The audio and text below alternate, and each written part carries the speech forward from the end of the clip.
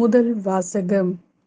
கலாத்தியருக்கு எழுதிய திருமுகம், அதிகாரம் 1, திருவசனங்கள் 6 முதல் 12 வரை.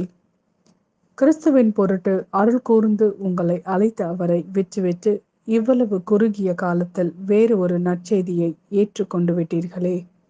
எனக்கே வியப்பாய் இருக்கின்றது. வேறு ஒரு நற்செய்தி இருக்கிறது என்று நான் சொல்ல வரவில்லை. மாறாக சிலர் உங்கள் மனத்தை குழப்பி கிறிஸ்துவின் நற்செய்தியை திரித்து கூற விரும்புகின்றனர் என்பதுதான் உண்மை. நாங்கள் உங்களுக்கு அறிவித்த நற்செய்தி நின்று மாறுபட்ட ஒன்றை நாங்களோ விண்ணிலிருந்து வந்த தூதரோ யார் அறிவித்தாலும் அவர்கள் சபிக்கப்படுக. ஏற்கனவே சொல்லியிருக்கிறோம், இப்பொழுது மீண்டும் சொல்கிறேன். நீங்கள் பெற்றுக்கொண்ட நற்செய்தி நின்று மாறுபட்ட ஒன்றை யாராவது உங்களுக்கு அறிவித்தால் அவர்கள் சபிக்கப்படுக.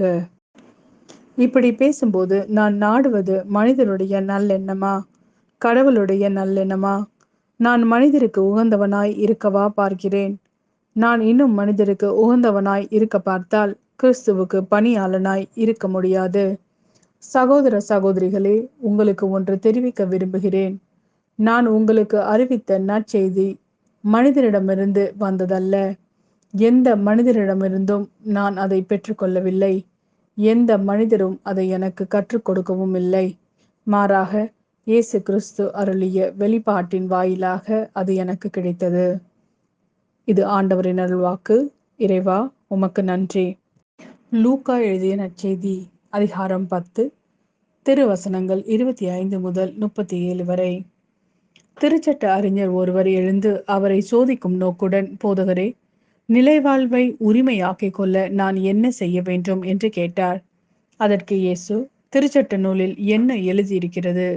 அதில் நீர் என்ன வாசிக்கிறீர் என்று அவரிடம் கேட்டார். அவர் மறுமொழியாக, உன் முழு இதயத்தோடும் முழு உள்ளத்தோடும் முழு ஆற்றலோடும் முழு மனத்தோடும் உன் கடவுளாகிய ஆண்டவரிடம் அன்பு கூர்வாயாக. உன் மீது நீ அன்பு கூர்வது போல் உனக்கு அடுத்திருப்பவர் மீதும் அன்பு கூர்வாயாக என்று எழுதியுள்ளது என்றார். இயேசு, சரியாய் சொன்னீர், அப்படியே செய்யும், அப்பொழுது வாழ்வீர் என்றார்.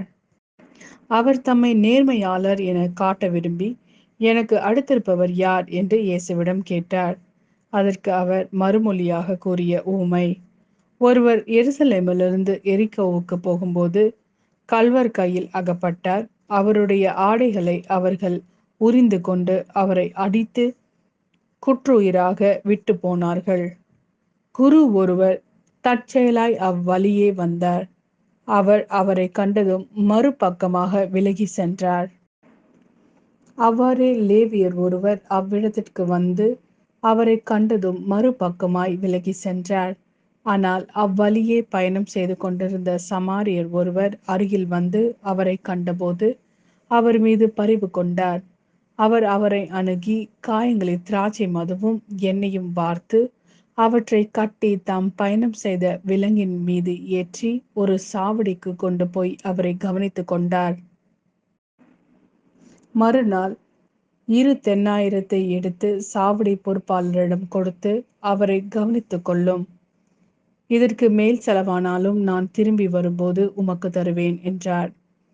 கள்வர் கையில் அகப்பட்டவருக்கு இம்மூவருள் எவர் அடுத்திருப்பவர் என உமக்கு தோன்றுகிறது என்று இயேசு கேட்டார்.